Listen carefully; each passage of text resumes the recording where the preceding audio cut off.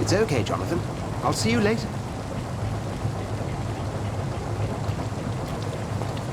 Come on, you bastard! You can do better than that! Nah! It's my turn!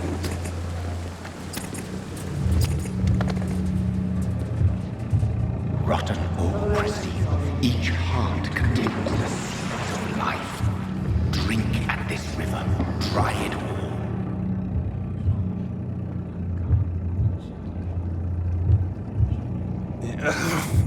Oh, come on, you bastard! I won't bite. Sir, please. You've lost too much blood. Calm yourself. You think I didn't notice? Stop your staring and get me to an hospital, you arse!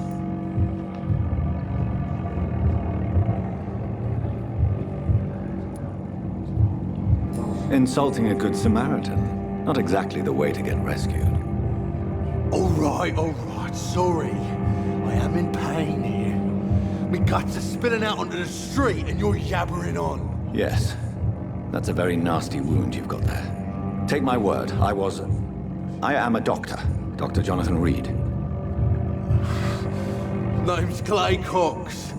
I'd appreciate you helping me to a better place, Doc. Follow me, Mr. Cox. Let me assist you to that better place.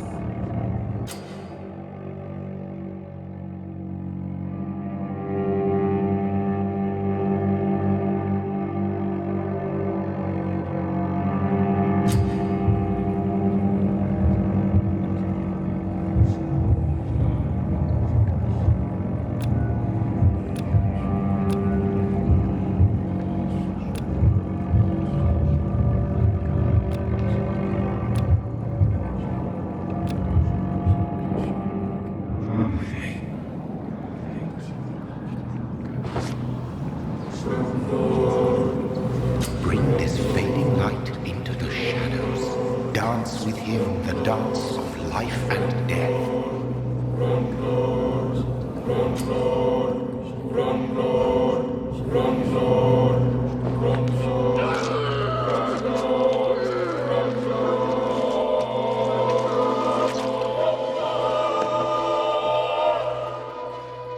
In the back, you bastard! Didn't have the guts to fight me. Fuck you.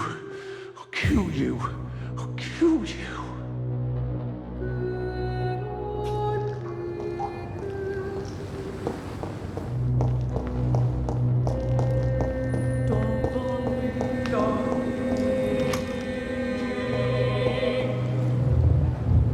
To taste a life, to embrace its most intimate secrets.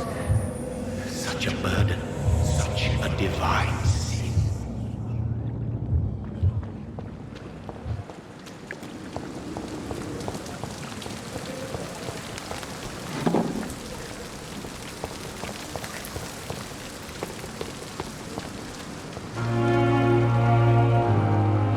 Not want to make wait, Doctor. I've patience for you. Good evening, nurse. I'm Dr. Jonathan Reed, the new surgeon here at the Pembroke. Dr. Swansea has already told us about you, sir. I'm Nurse Gwyneth Brannigan. Welcome to the Pembroke Hospital. Did he really? It's a good thing I wasn't hoping to keep a low profile. All members of staff have already read about your new blood transfusion technique. Dr. Swansea made sure of that. I see. Well, I'm a little surprised, but I suppose I'll just have to deal with this unexpected notoriety. You must know, blood transfusions are Dr. Swansea's primary subject of research. He is convinced it is the future.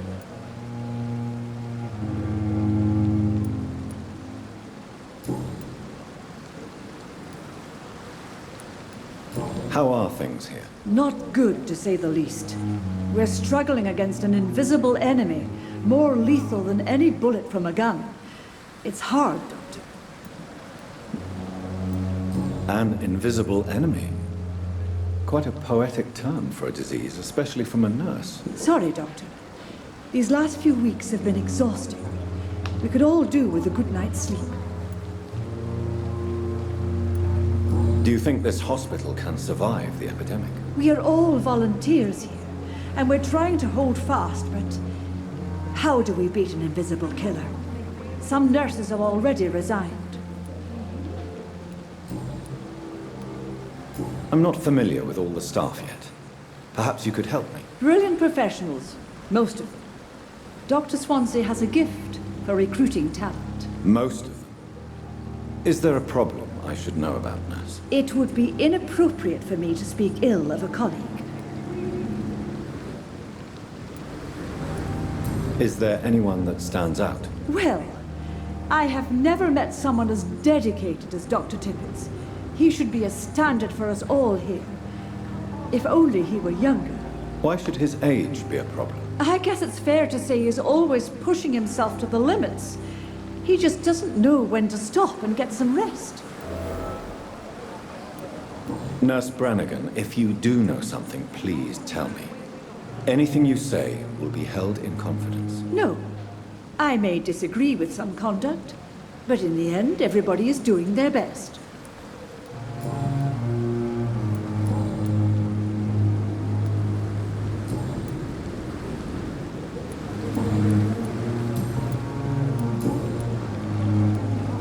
Goodbye, nurse. Call me if you need assistance.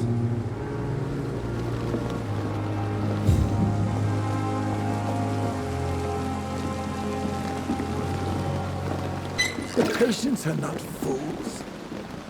Good evening, sir. So it is true. The famous Dr. Reed has joined us. I can't think of any better news during these terrible times. Do we know each other? Actually, yes. We met once before, at the Rockefeller University in New York. Dr. Tippett, yes, I remember. I was assisting Professor Carell in his research about coronary bypasses. He had nothing but praise for you.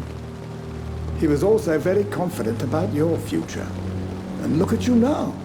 Eminent surgeon and blood transfusion specialist.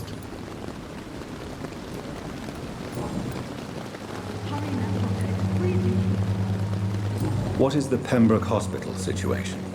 And please, speak freely. This hospital is not exactly the best of London. I'm sure you are used to working in a better environment.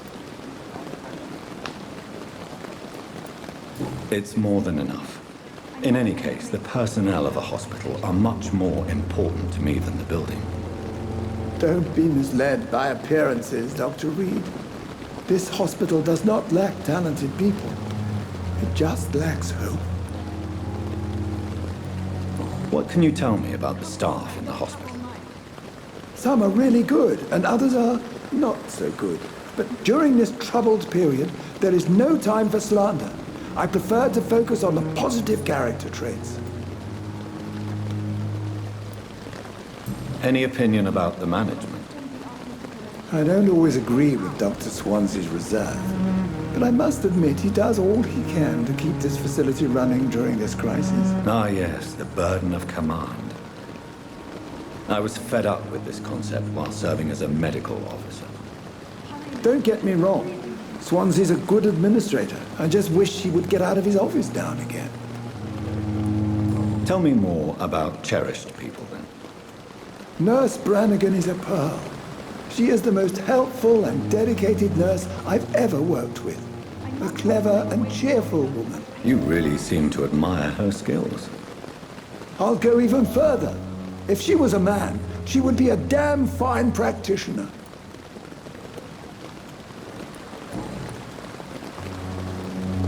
You're exhausting yourself, Corcoran. Maybe you should think about preserving your strength. No. We must keep on healing all those poor souls. We are the last rampart before chaos. Once more unto the breach. I'm not one to make waste, Doctor. I'm patient. Nurse Brannigan is worried about you, Doctor. She should not have told you that. I will have a word with her. You don't have to blame her for her honesty. I'm not that kind of man, my dear Jonathan. Actually, Nurse Brannigan's opinion is the only one I may listen to.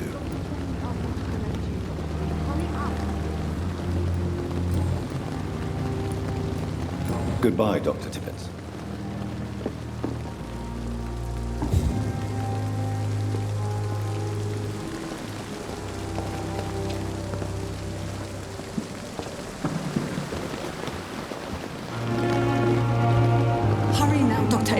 protecting you.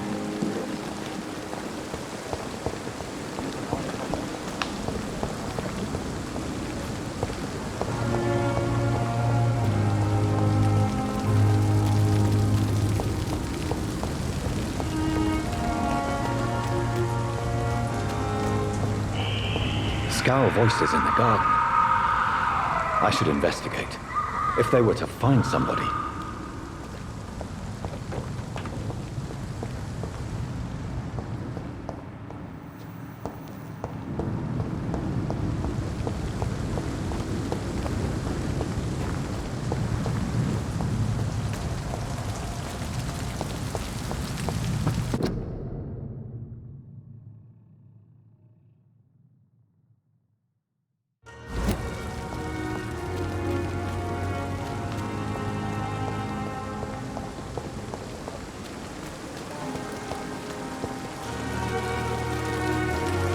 Doctor, where have you been? I've little time to play hide and seek with new staff members, no matter how illustrious they may be. I apologize, nurse. I needed some time to myself. This has been the longest and strangest night of my life. You delivered poor Mr. Hampton from a terrible fate. The means to that end should be of little concern, Doctor. Thank you, nurse. What can I do for you? Dr. Swansea insisted we provide you a quiet office. You'll find it on the second floor with your name on the door. Thank you. Nurse Crane, isn't it? Yes, Dorothy Crane. Welcome to Pembroke Hospital, Dr. Reed. Your office has been prepared. I would like to ask a few questions first. And Mr. Hampton, the patient we brought in, how does he fare? I gave him a sedative to help him sleep. Poor thing was in quite a state of shock. What kind of man is Dr. Swansea? Well, you accepted the job from him. I thought you would have known about your employer.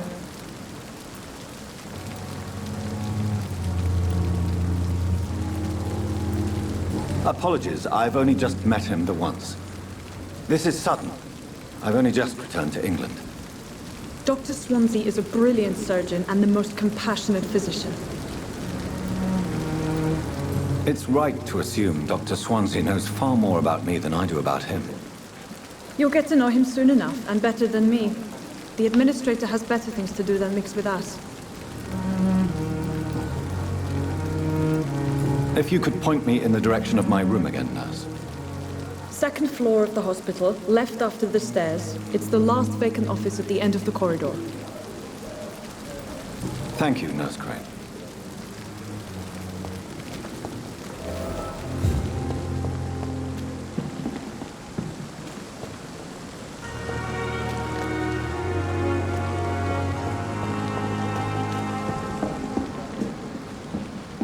Good evening, Dr. Tippett. Dr. Reed, any good news to share?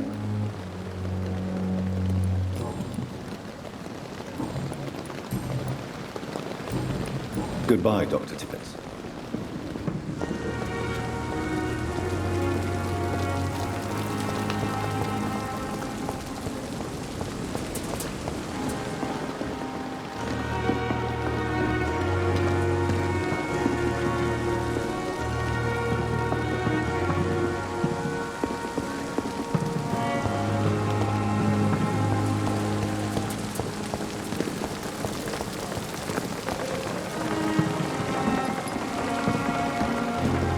Good evening, Nurse Brannigan. Good evening, Doctor.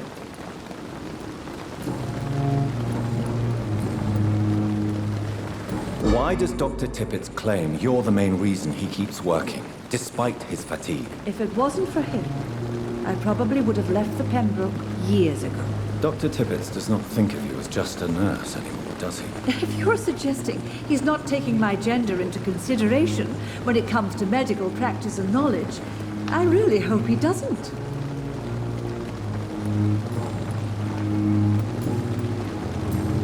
Goodbye, nurse. Call me if you need assistance. Good evening, Dr. Tippett. Dr. Reed, any good news to share? Goodbye, Dr. Tippett.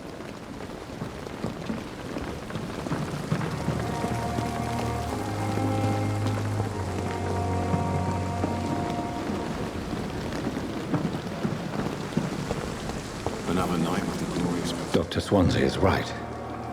This place seems perfect to conduct my research. Good evening, miss.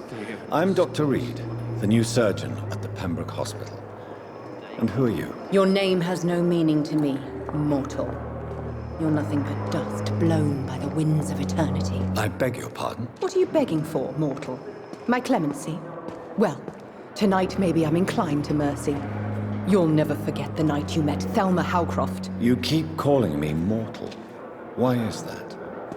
And if I'm mortal, what are you? Well, Dr. Reed, if you must know, I'm a vampire.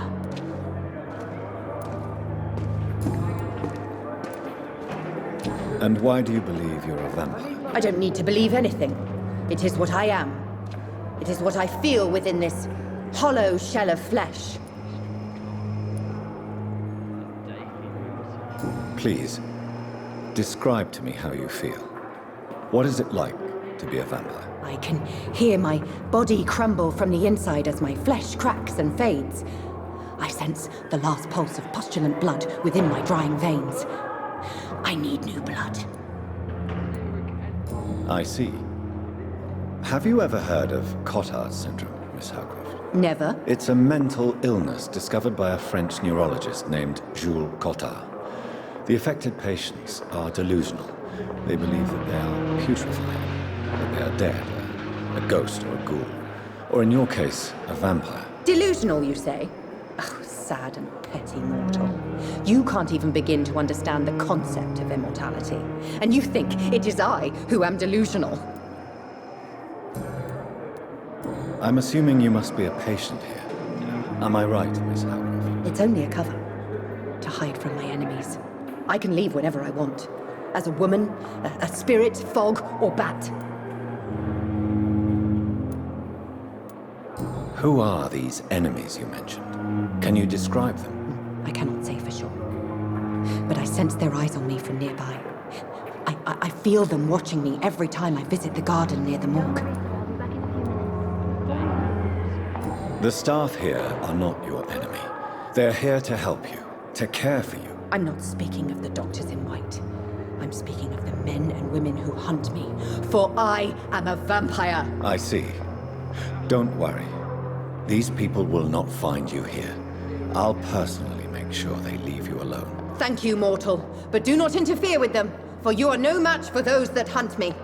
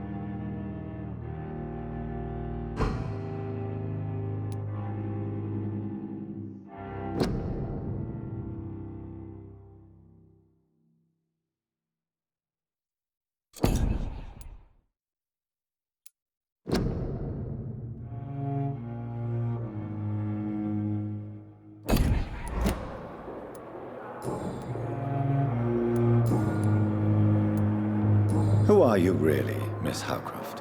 I mean, apart from being a vampire. Is that not enough for you, puny mortal? What do you require? Proof of my powers? I'm curious to know who you were before becoming a vampire. No, it was such a long time ago, I don't remember. Centuries of unholy life can have strange effects on one's minds, you see? I'll leave you, Mistress of the Dark, to your nocturnal activities.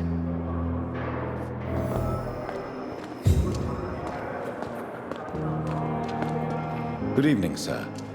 Can I help you? Unless you're here to fix my face. No. I don't think you can help me. I'm Dr. Reed. I've recently taken the position of head surgeon here. War injuries, am I right? You guessed right, Doctor. German shell took my pretty little mug right off. But they still call me Thomas Elwood. How is your stay with us, Mr. Elwood? Oh, it's bliss. I just escaped death in the trenches to be surrounded again by the moans of the dying. Can I ask you precisely why you're a patient here? It's the pain, sir. The drugs don't work. It just hurts under the scars, if you get my drift. Can I do anything for your pain? Nurses gave me a bunch of pills. No effect. Told you. It's like the flames are under my skin, burning away. Who is treating you? Is someone in particular looking after your case? Nobody since the old and tired doctor spoke to me. Started to think I was forgotten about. Wouldn't blame you. You don't seem worried by that. My face hurts so much more when I smile or cry. I've learned it's easier not to speak. But be assured I'm smiling inside.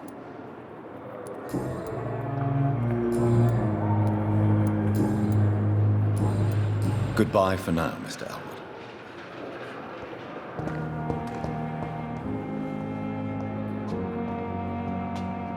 Good evening, Mr. Hampton. How do you feel? Dr. Reed, is it?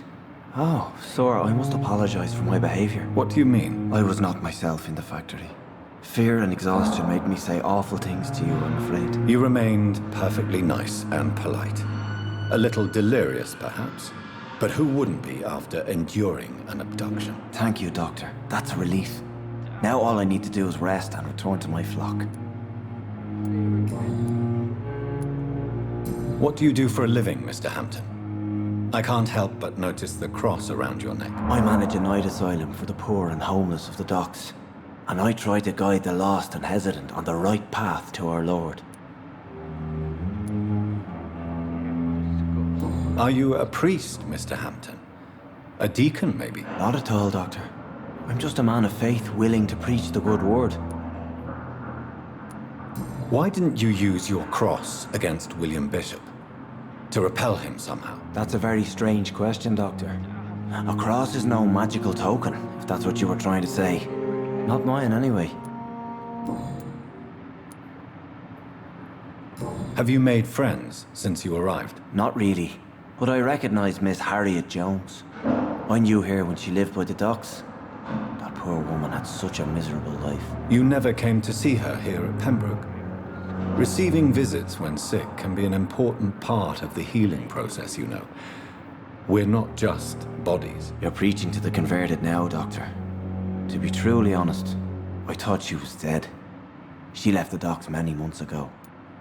How do you feel, Mr. Hampton? Medically speaking, I mean. I feel exhausted.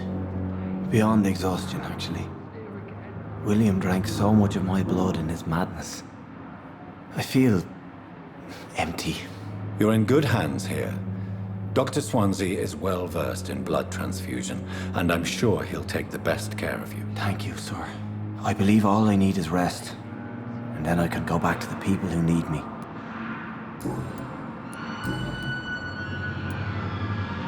How did you end up in William Bishop's den? I had received alarming news about his recent behavior. I went to his place and he refused to let me go.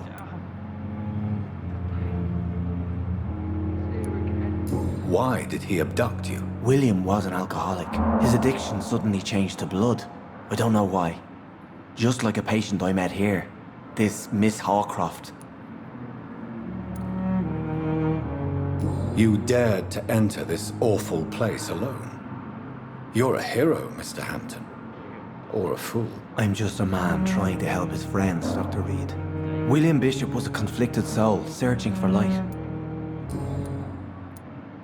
What is the general situation in the East End docks? The situation has always been tough, with a lot of tensions between the gangs and the dockers' trade union.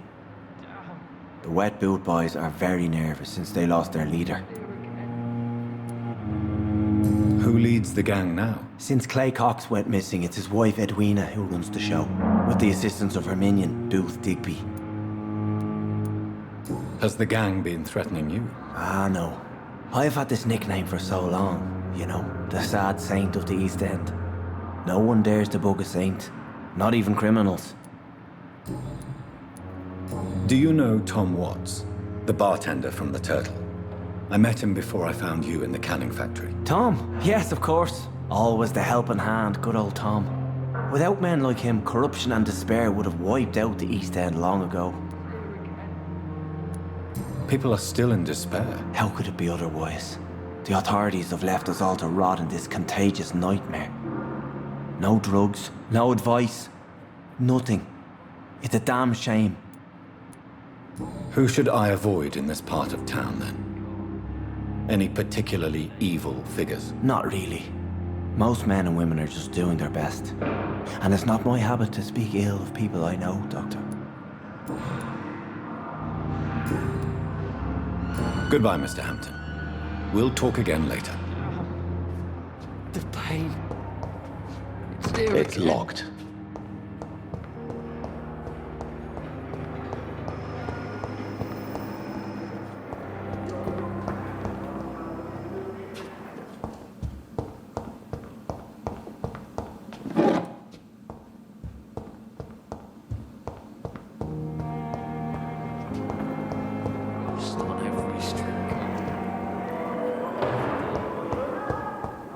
It's locked.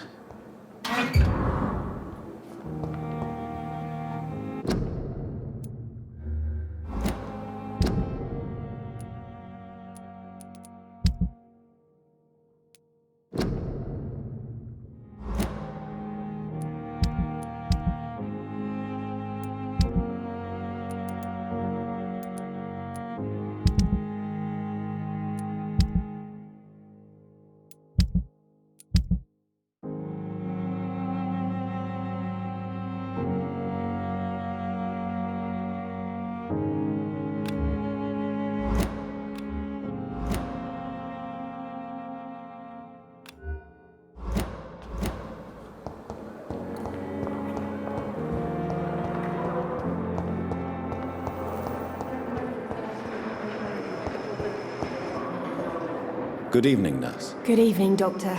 I don't think we've been introduced yet. My name is Pippa Hawkins. And I'm Dr. Jonathan Reed. Dr. Swansea has recently offered me a position in this hospital. Well, it's a euphemism that your help will be appreciated, Doctor.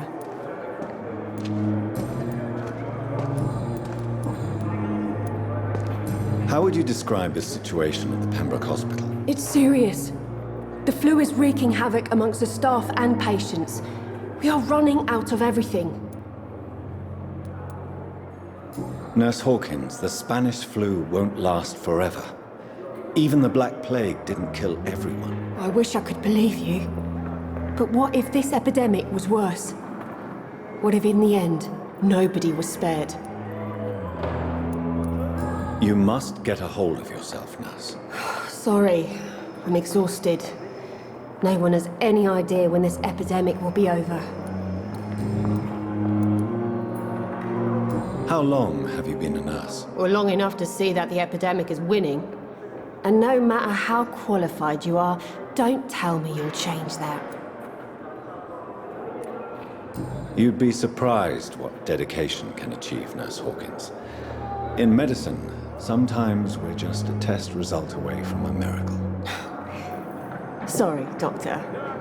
I don't want to sound bitter, but I'm just too tired to give a pep talk like Nurse Brannigan. How is the Pembroke staff coping with the epidemic? Well, not well.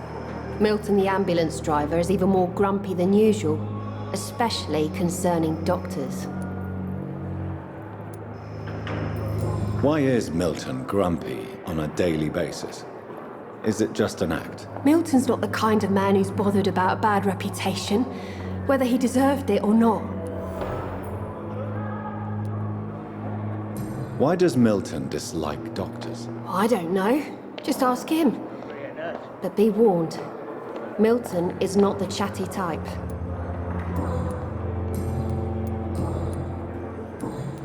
Goodbye, Nurse Hawkins.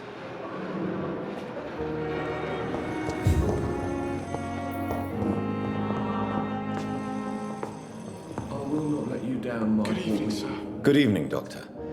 I believe we're going to be working together. Dr. Reed, Dr. Swansea informed us of your arrival, but I could not dare to believe we'd have such good fortune. Such an honor, sir. Thank you.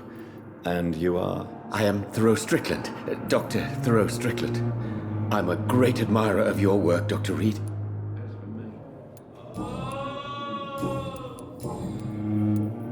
Please, could you tell me something about yourself? I'm a great admirer of your work concerning blood transfusion, Dr. Reed. I run my own experiments. I'm convinced it's the future.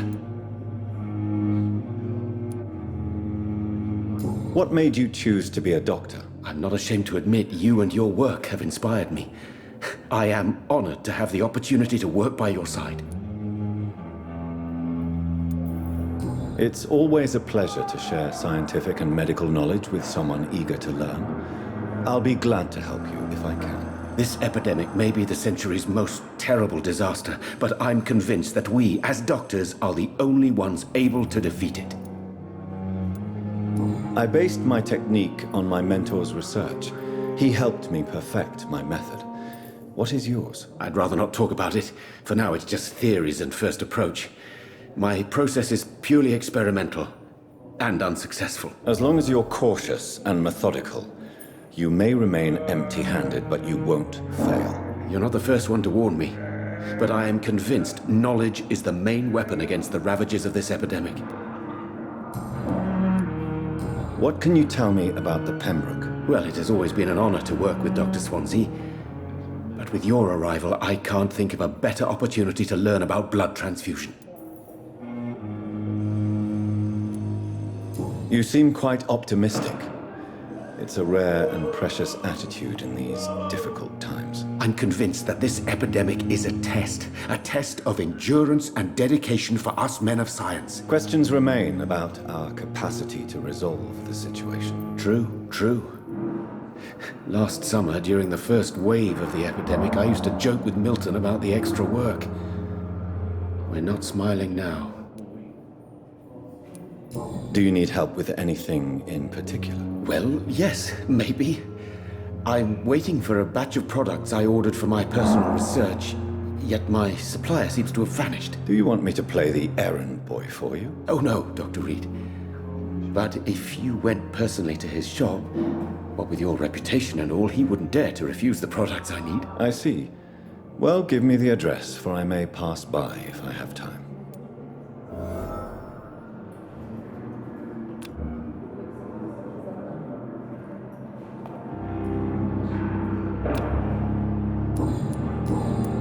Goodbye, Dr. Strickland.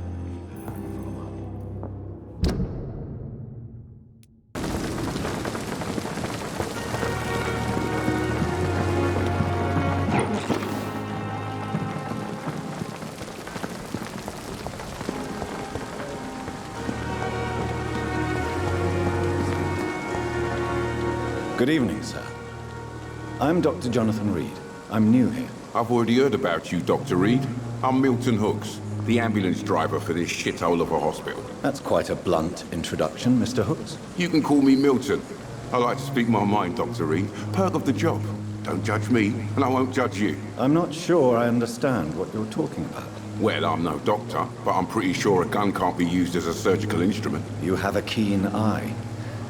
I learned to shoot during the war, and have carried one ever since. Old habits die hard. No need to explain, Dr. Reed. And if you ever need a better gun, remember, I may have something for you.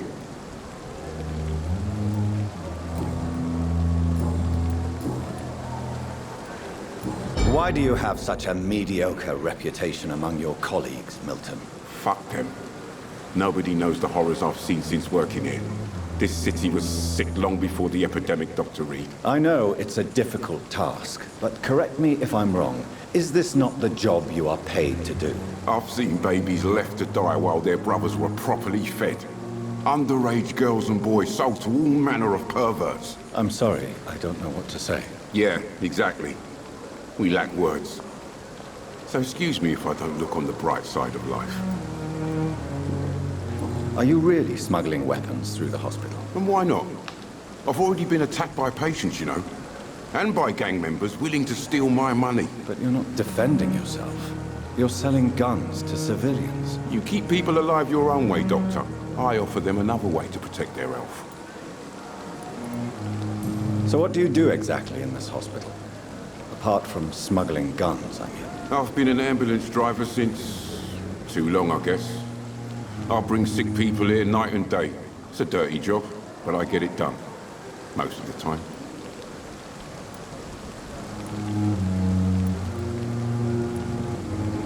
It sounds like things have been a bit rough recently. What's happened? Yesterday I got attacked by the patient I was bringing here. I escaped through the hospital's garden, but I lost my wallet when I was running. You left an infected patient outside the hospital? That's incredibly dangerous. Go there yourself if you want, but be careful, Doctor. I'd rather not bring your dead body back. Since you're on the front line, how is the sanitary situation in this vicinity? It's a complete disaster. It's even getting dangerous to enter some streets or buildings. Even the locals attack you.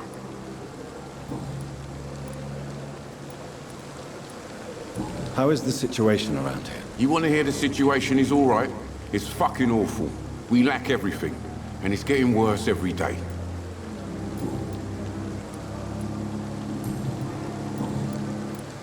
Goodbye, Milton.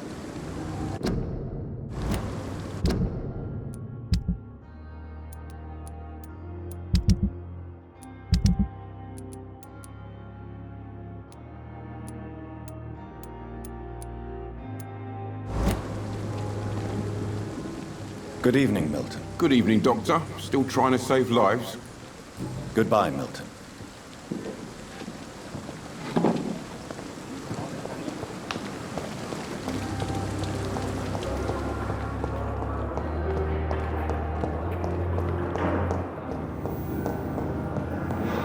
Seems to be falling apart. But What can I do for you, Doctor?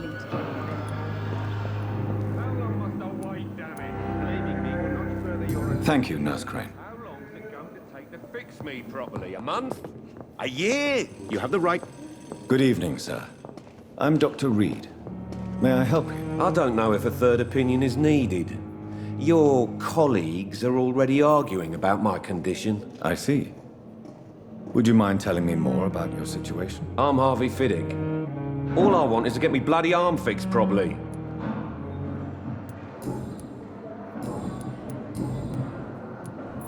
Tell me about yourself, Mr. Fiddick. I'm just a regular guy waiting to get his arm fixed, so I can return to work and to my family. I was more curious about what you were doing before being hospitalized. I'm a carpenter, and a good one too. But that means I need both arms to feed my family, Dr. Reed. Are you satisfied with your treatment here? Well, it's clear that I've chosen a bad time to be injured. Forgive my bluntness, but you seem overwhelmed by cases of the flu. I won't lie to you about it. I'm afraid we are. Are you sure you don't want to operate yourself, Dr. Reed? I have the feeling you're very capable, and your colleagues seem to think so too. In other circumstances, you would be right. But for now, I don't think I can take on the responsibility. My apologies. Tell me about the doctors who are arguing about your case. Strickland and Aykroyd. They both want the best for me, but there's a lot of pride there. Doctors are no different from carpenters, it seems. What do you mean? I often had professional arguments with rivals on a building site. Difference is I disagreed about wood and nails, not flesh and bones. Goodbye for now, Mr. Fiddick. I'll see you later.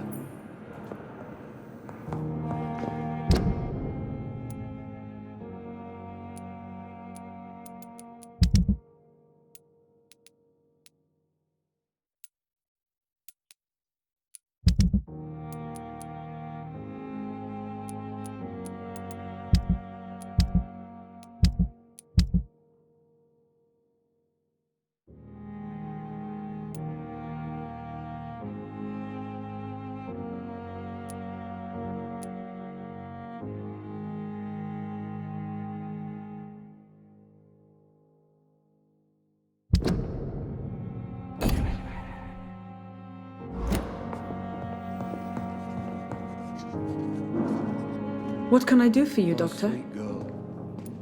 Thank you, Nurse Crane. keep anything from her. Good evening, sir. I'm Dr. Reed. I believe we're going to be colleagues. Reed? Yes, I've been informed about your arrival. I'm Waverly Ackroyd. Welcome aboard, I suppose. Does my arrival inconvenience you in some way, Dr. Ackroyd? Let us just say that I don't particularly share Dr. Swansea's enthusiasm for hiring you. What we need here are reliable professionals, not overrated dabblers.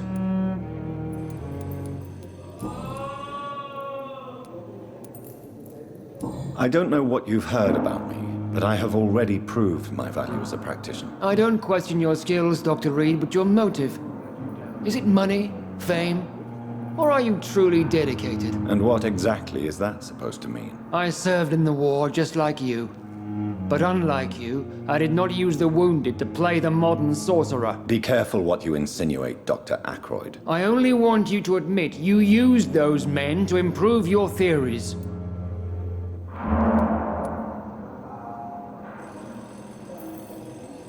This is ridiculous. My blood transfusion technique saved many lives, and you know it. You see? That is exactly what I hate about people like you. You avoid this kind of accusation instead of facing reality. It seems you have bad memories of your military service. I refuse to see this industrial slaughter as scientific progress. War only reveals the worst in men. We can at least agree on something, Dr. Ackroyd.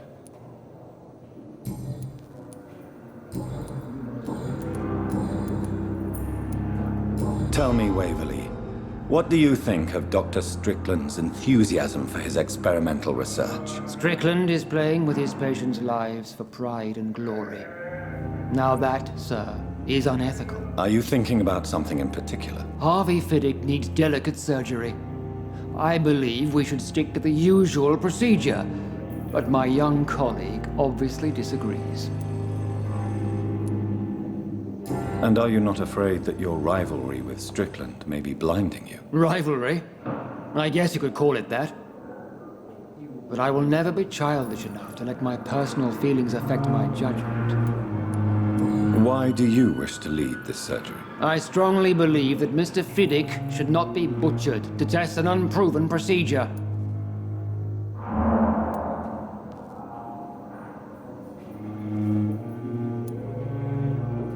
Other people may say that's too conservative a point of view. Conservative? And what are you going to say to Mr. Fiddick if he loses his arm because of the operation? Because that's what's going to happen if the surgery is a failure.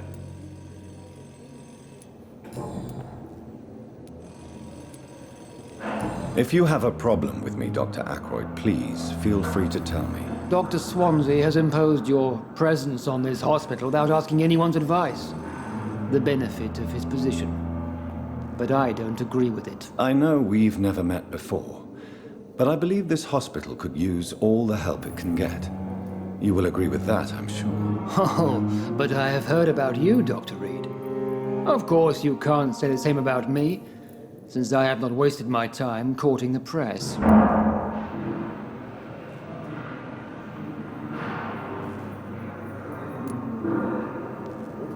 There is no need for such animosity between us.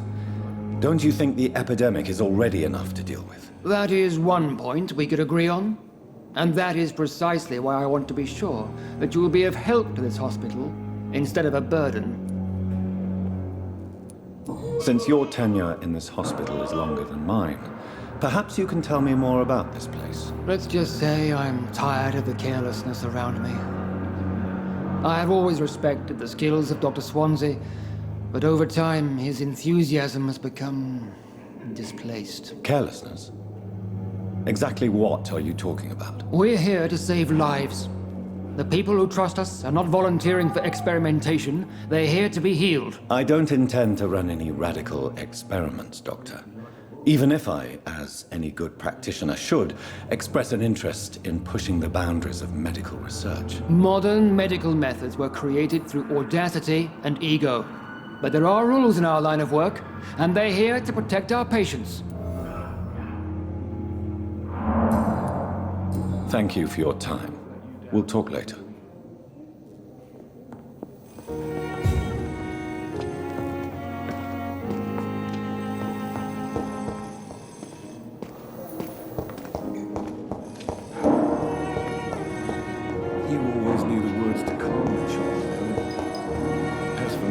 Good evening, Dr. Strickland. And good evening to you, Dr. Reed. Can I be of any help? Tell me more about your willingness to experiment with new medical techniques. Harvey Fiddick is a patient suffering from a severe injury that could cripple him if not treated correctly. I'm convinced your blood transfusion technique could help him. What is it you really want? To save him? Or to prove your point? Fair question. I want nothing but to save my patient, Dr. Reed. Especially since I know Mr. Fiddick's story. Tell me Mr. Fiddick's story. Our first diagnosis was compromised because Mr. Fiddick lied to us about the real origin of his injury. He first claimed it was an accident. But why would he hide such crucial information from us? Because he is a proud father, ashamed of putting his children at risk because of his own negligence. This personal involvement could also appear to be a lack of impartiality. You must know that a good surgeon must remain neutral. I agree. But that does not excuse Dr. Ackroyd's behavior, a man who did not even take time to converse with his patient. Do you think keeping his distance was a mistake? All I know is that I'm taking care of human beings with desires, hopes, and fears. Not some biological machine comprised of blood, bones, and flesh. Goodbye, Dr. Strickland.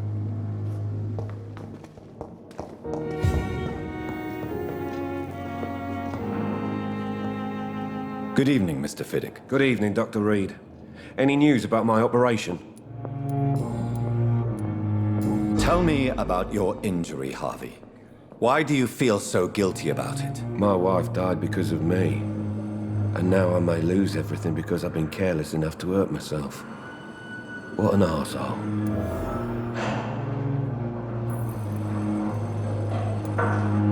You can't hold yourself responsible for your injury, Mr. Fiddick. Unless you tried to hurt yourself. Of course I didn't hurt myself. But I can't work until my arm is fixed. My children need to eat, Doctor. How could your job be responsible for your wife's death? I was working a double. She went out to bring me a hot meal and got caught in a German bomb raid. Tell me more about the death of your wife, Harvey. 1915. I was in the army, building workshops for the Royal Flying Corps. Helen was happy I wasn't sent to the front. What happened? The Germans sent Zeppelins to bomb the construction site, but they missed their target. My wife was bringing my dinner when the bombs fell. How are your children after losing their mother? They were smaller then. The only good thing about this is my Helen didn't bring them with her that night. I'm sorry for your loss. So many died during the bombings. I served in France and witnessed the carnage there. I would like to say that she didn't suffer. Truth is, I have no idea. I just know that I'm all that me kids have. Poor little bleeders. Goodbye for now, Mr. Fiddick. I'll see you later. Good evening, Mr. Fiddick. Good evening, Dr. Reed. Any news about my operation? Goodbye for now, Mr. Fiddick. I'll see you later. My sweet girl. Reads me like a book. With you at our side, Dr. Reed, I know that Pembroke will prevail and survive this epidemic. Good evening, Dr. Strickland. And good evening to you, Dr. Reed. Can I be of any help?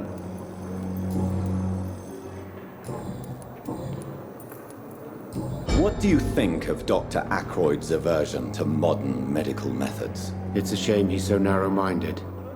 Dr. Swansea taught me that science is about exploring uncharted territory.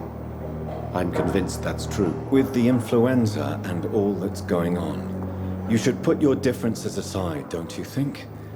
Why is it so difficult to work together? I believe that if Dr. Ackroyd had been the one to discover the transfusion process, he would be the first to recommend its use. So you believe it's just a question of jealousy and pride? Dr. Ackroyd is as proud as he is blinded by his obsolete concept of medical science. What can you tell me about the Pembroke? Well, it has always been an honor to work with Dr. Swansea. But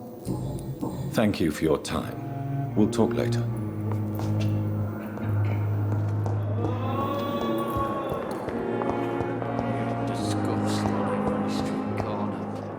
Good evening, Nurse Hawkins. Good evening, Dr. Reed. Goodbye, Nurse Hawkins.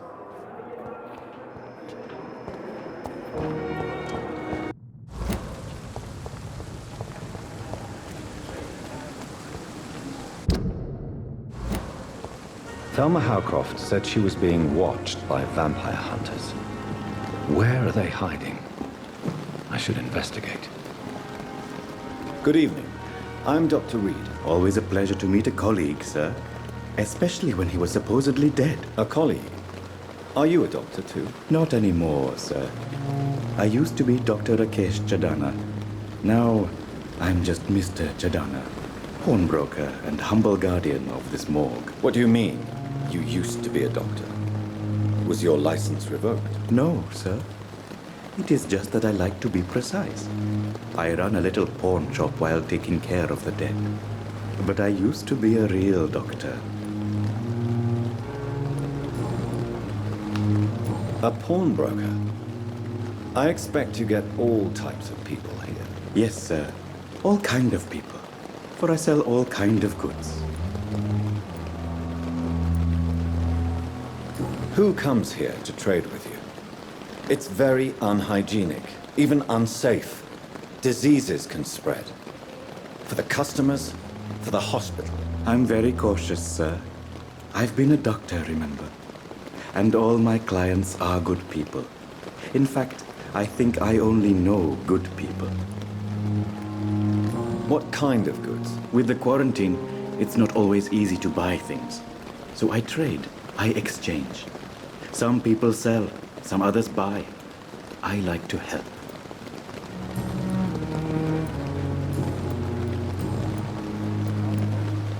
Do you work here alone? Yes, very easy work, sir. All I have to do is watch a few bodies. The situation was very different when the main morgue was still open.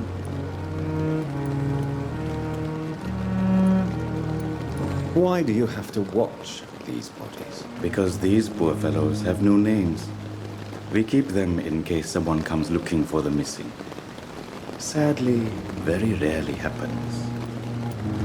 Why close the hospital's main morgue? It was for sanitary reasons after the beginning of the epidemic.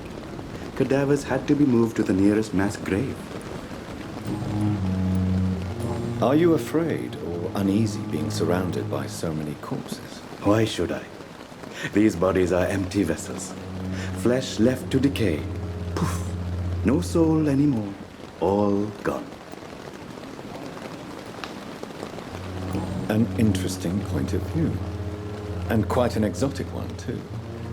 Most people fear, or at least have a respect, for dead flesh. Sir, as a medic during the war, I learned to face my death and the death of others. It's the pain we have to tame, not death itself. How did you get this job? After I left the army, I worked as an undertaker down by the docks. A dangerous place with many an unpleasant business there. Milton Hooks helped me get a job here. Have we met before? I don't think so, sir. Why? When we first talked, you said you were glad to meet me since I was reported dead. Funny story, sir. Your sister came here a few nights ago. You were missing, and she was looking for your body. She must be very relieved now.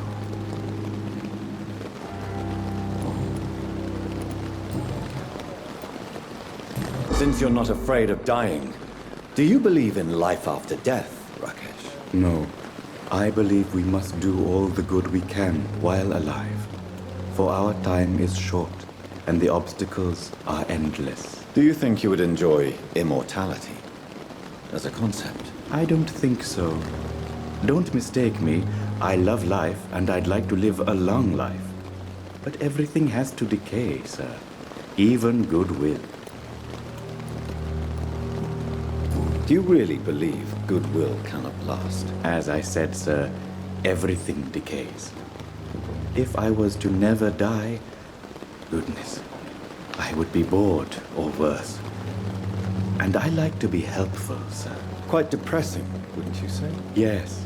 But the good news is, we'll all die before losing our humanity, sir. So you're ready to die? No, I am not. I don't fear death, for I won't see it. What troubles me is the pain my death will inflict to those I know. You're a wise man, Mr. Chidana. No, Dr. Reed. I am a foolish man. But I like to think otherwise.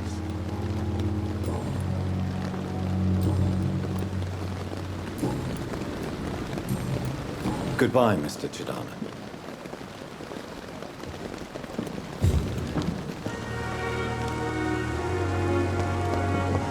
It's locked.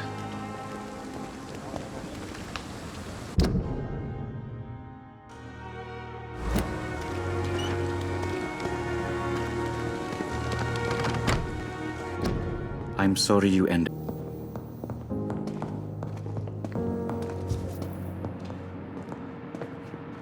Good evening. I'm Dr. Reed. Can I help at all? No. Really? Why are you here then? I don't want to talk. My throat hurts too much. I suppose that this pain is the reason you're here. Is someone taking care of you? Yes. And no. Could you at least tell me your name, sir? Mortimer. Mortimer Goswick.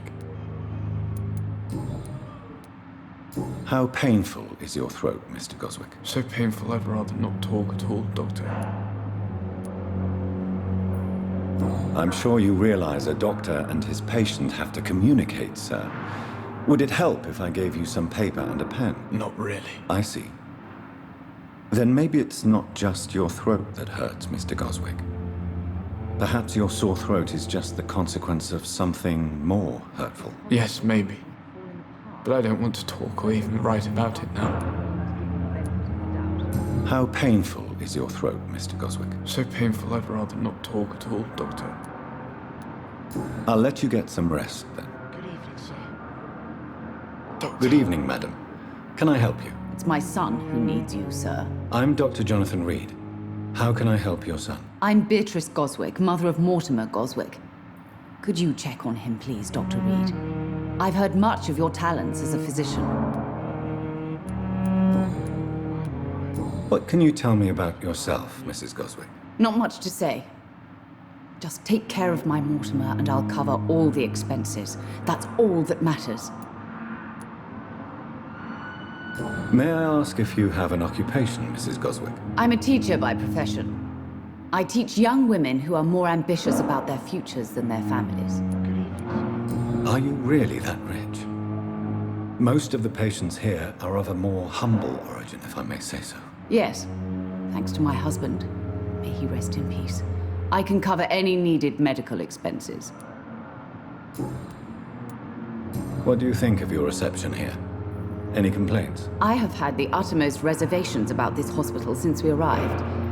But we had no other choice, considering the state of emergency. Is there something in particular that's bothering you? Some of the staff were not especially welcoming. I suspect they're not accustomed to dealing with patients of such social standing. Tell me more about your arrival at the Pembroke Hospital. What gave you such a bad first impression? The ambulance driver was quite rude, for a start. And that nurse, Miss Hawkins, seems to have quite a dubious attitude. What do you mean? She managed to secure a bed for my son despite the epidemic. It was a relief, but it wasn't cheap. She charged you for a bed? Yes, and I paid without question, considering the urgency of the situation. I share your concern, Mrs. Goswick. Be sure that I'll talk to the people involved. I don't expect compensation, Dr. Reed. But I'm aware such behavior would not be tolerated in other hospitals.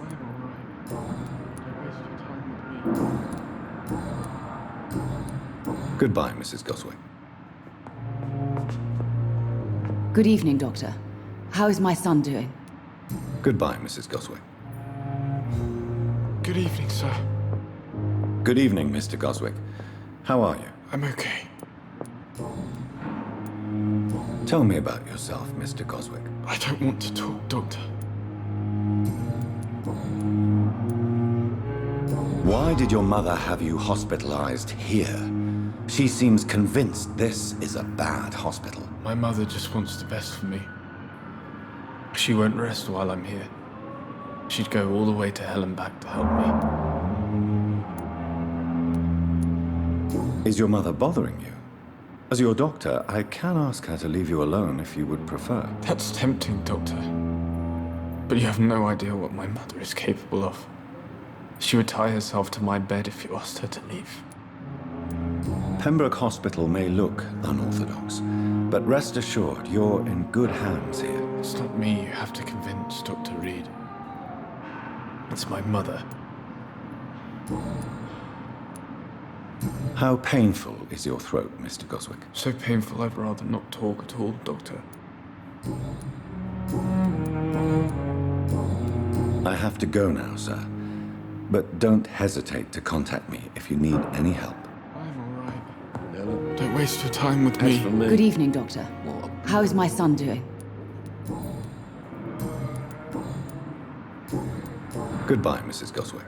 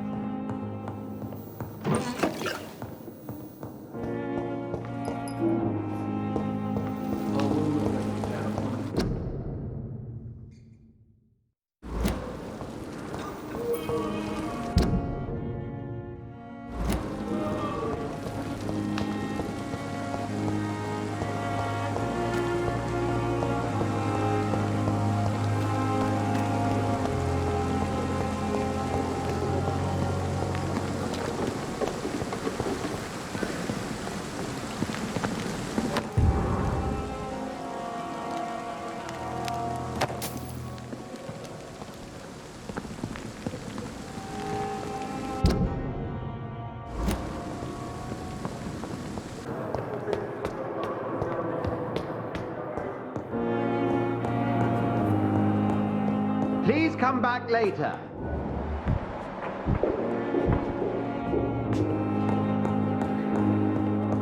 It's locked, all right.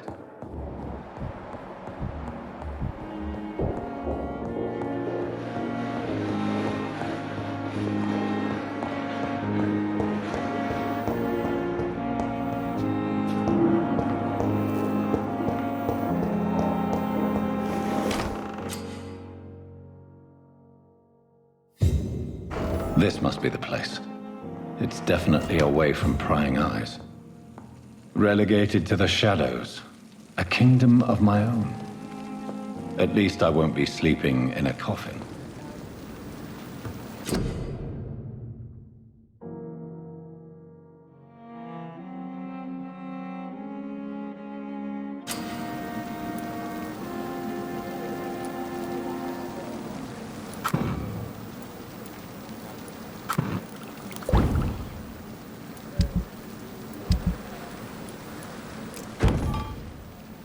William Bishop's blood is much more unstable than human blood and shows the sun is about to rise.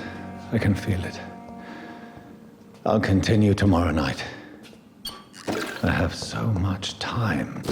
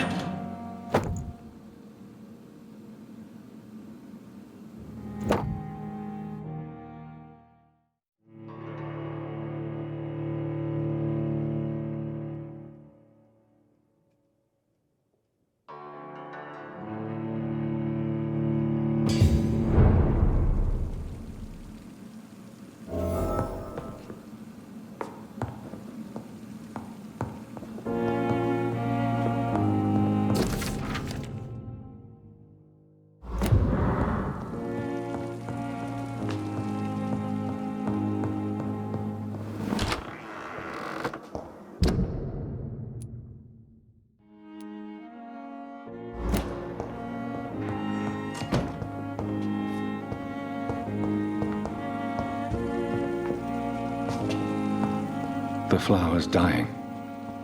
It needs water.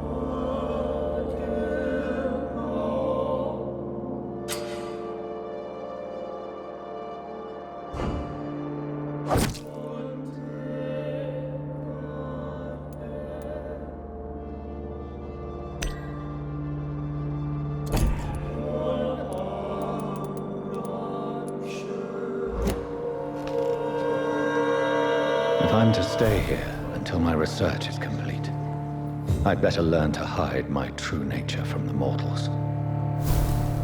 But what about my thirst for blood? The flower's dying. It needs water.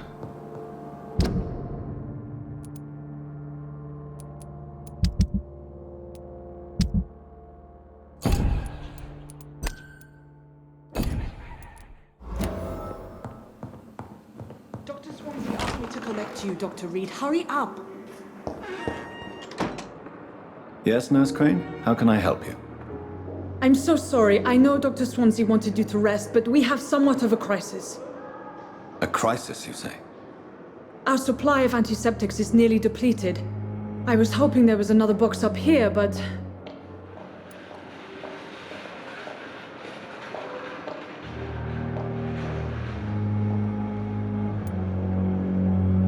What type of hospital are you running? No antiseptics? You have been away too long, Doctor. With the war and now this epidemic, supplies have been running scarce for months now. I may have a solution.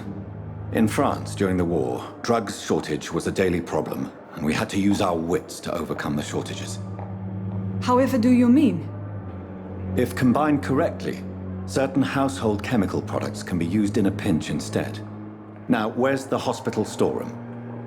The storeroom? Fat chance. This is the Pembroke, and space is luxury we don't have. Everything used to be stored in the old morgue. Perhaps I should look there first. Where is this morgue? It's the large building behind the hospital. You'll need to go in the back door because it's been sealed off for sanitary reasons. Take this key.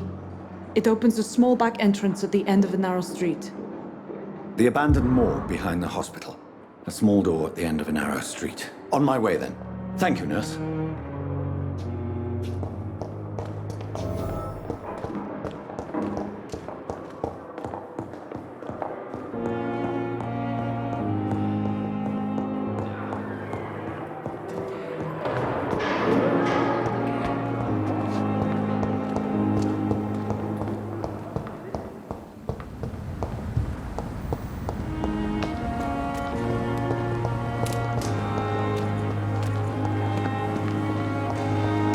It's locked.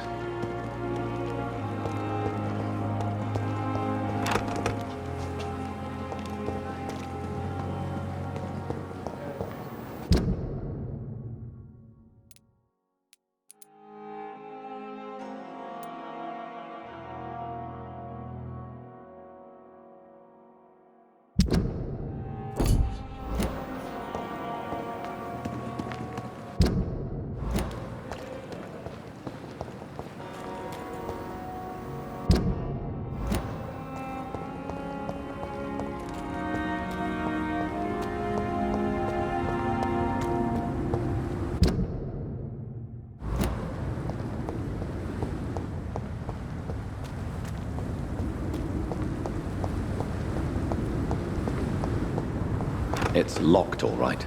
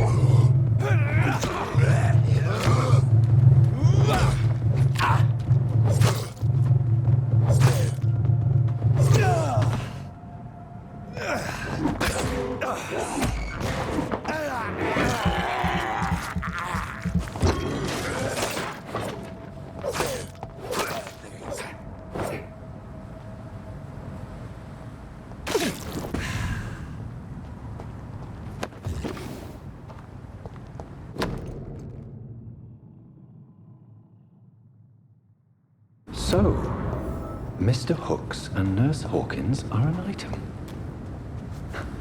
Those two have hidden their affections well.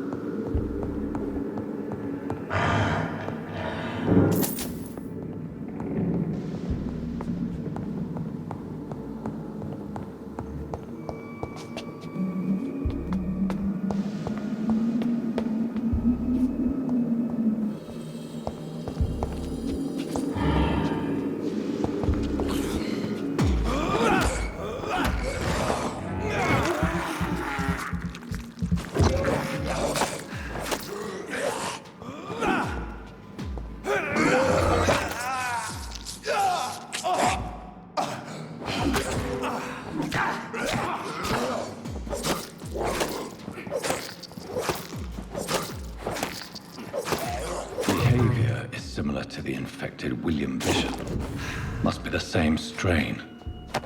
The sickness moves faster than influenza. Balls of Mars, fortifiers. As popular as they are ineffective. But they do contain iron tartrate, and that might prove itself useful.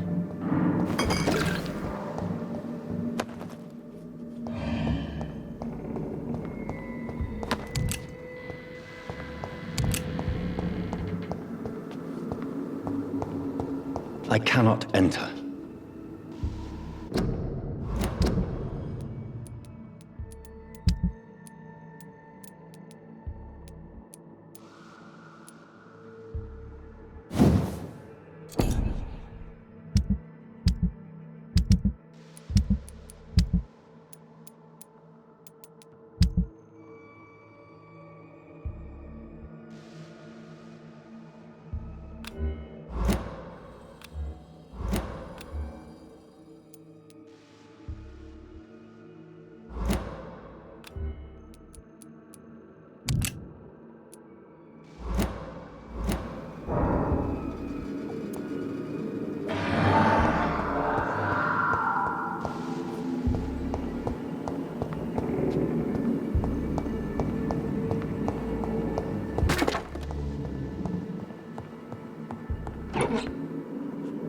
This key will surely grant me access to the basement.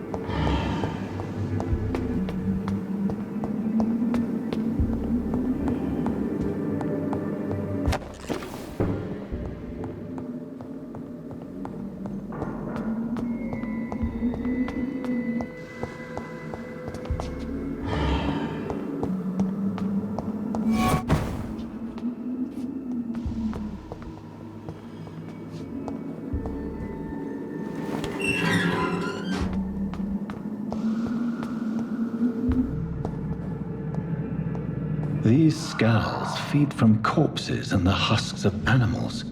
They're not after blood.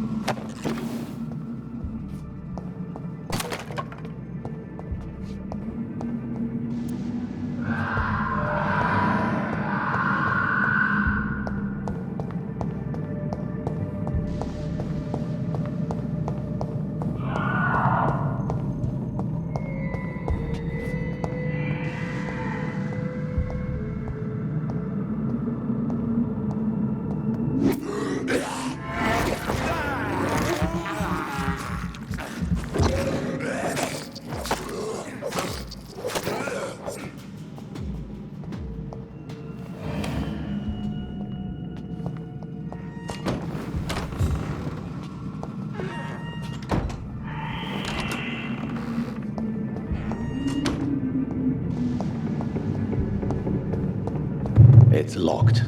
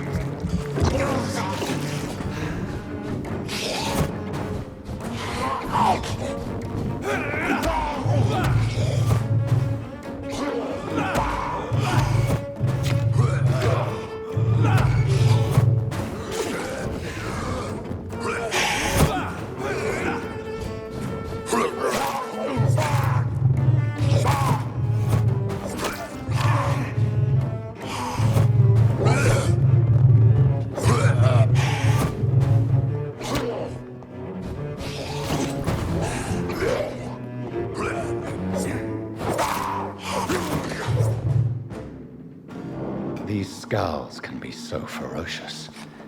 I'm not sure I can defeat them without becoming stronger. To drink blood is so tempting.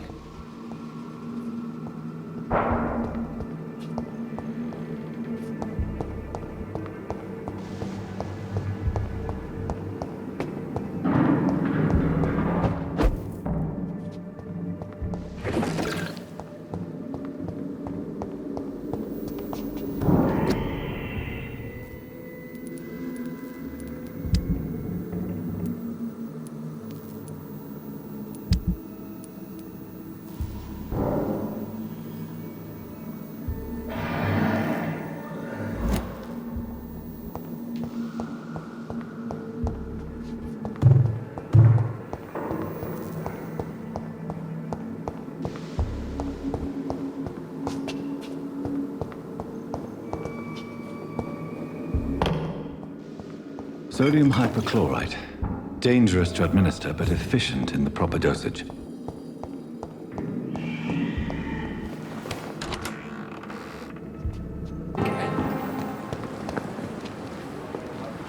Good evening, Milton. Good evening, Doctor. Still trying to save lives? I have some good news, Milton. What? The epidemic's over? I retrieved your wallet. With all the money and a certain picture. Well, yeah, Pippa Hawkins is my girl. So what? Is it the difference of skin color that bothers you? Not at all, Milton. Good. Please, take this money anyway. To remind you to keep your mouth shut. Not everybody is as broad-minded as you, Dr. Reed.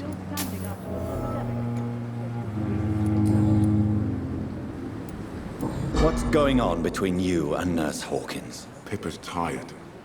Tired of all this shit. Tired of all those corpses piling up. She's as depressed as I am. During the war, I witnessed a few couples, just like you, come together in difficult circumstances. It can be very damaging. Maybe you're right. But we support each other. And that's all that matters. You do realize you could both get fired. Hospital staff are not meant to have intimate relationships with one another. Come on, Dr. Reed. Do you know how many rules are broken in this hospital every day just to keep it running? There's nothing wrong with what we're doing.